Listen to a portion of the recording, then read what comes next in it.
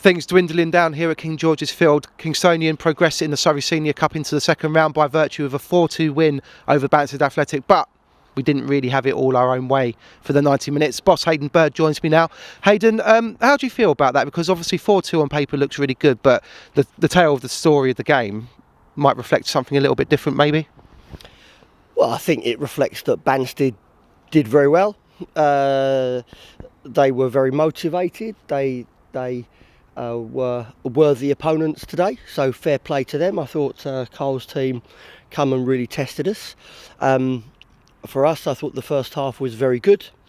The second half we didn't really get going, but I never really thought that the result was in any sort of doubt.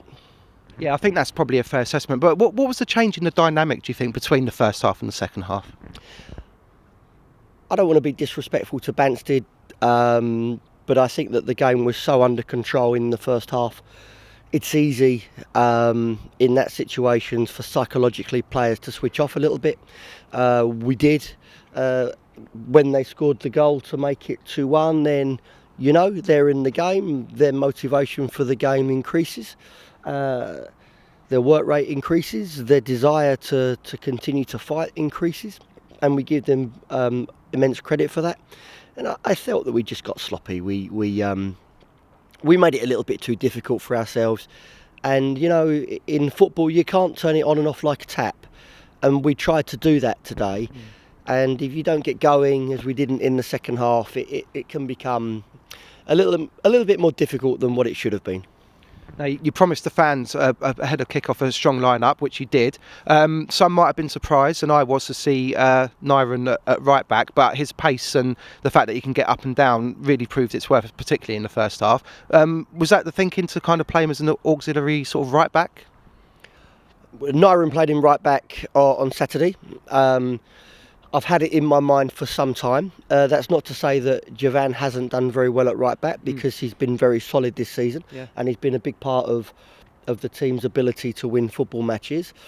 But let's not forget that Harry Osborne hasn't been playing because of his injury, so it was an area that we needed to look at.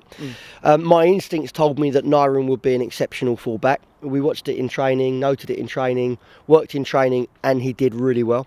And I've got to say, I thought he was our best player tonight. I thought that Nyron was exceptional defensively and with the ball, as he was on Saturday. Yeah, I wouldn't disagree with that myself, actually. Can we have a little update on Koscielny? Obviously, he got his evening got curtailed literally 2 minutes into the game by a bit of a hefty challenge. How's he doing? He's not doing very well. I've got to say, I was really disappointed with that. You know, it was a nasty challenge. And there were a few nasty challenges across the game, and particularly in the first half. Thankfully, I don't think it's as serious as what we first thought, but we have to wait probably 48 hours for the injury to settle down. He won't be fit Saturday, clearly.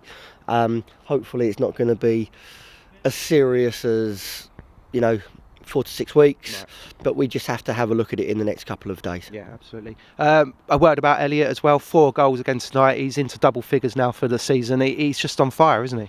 Elliot's been tremendous since he come back. I think, Farnborough, when we see Farnborough a week on Sunday, we owe them a big gratitude and a big thank you, because Elliot wasn't playing. Whilst he wasn't playing, because Daniel Ajakai was doing really well.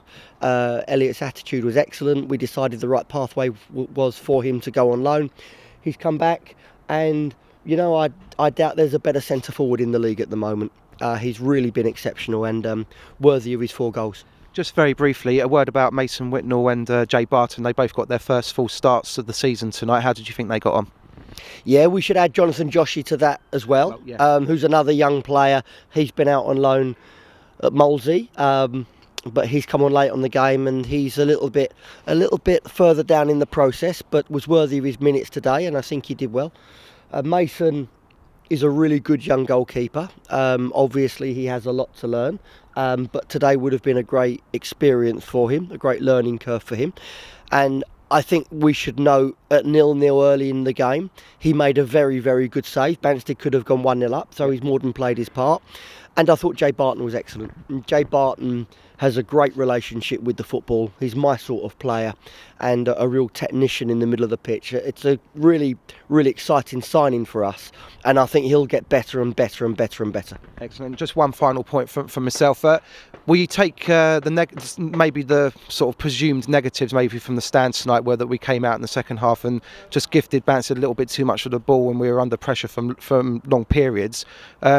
Is that going to give you food for thought when you wake up tomorrow, or is it just a case of we won 4-2, put the game to bed and we move on?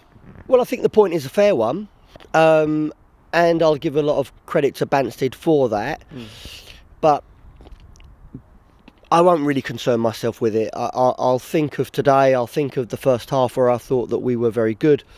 Games like this are often attitude v ability. We obviously technically are the better team, but if their attitude is better than ours, the pendulum always swings in their favour. I thought the attitude of the players in the first half was first class. We've spoken about the winning mentality a lot in the dressing room, and we saw that. But we saw in the second half that if we don't maintain our standards, we can be the architects of our own downfall. That's all right. We never said we were the finished product. Let's give credit to Banstead for making a real contest of it. And, you know, the boys have done their job. We're in the hat. We're in the next round. It's a competition that we want to win.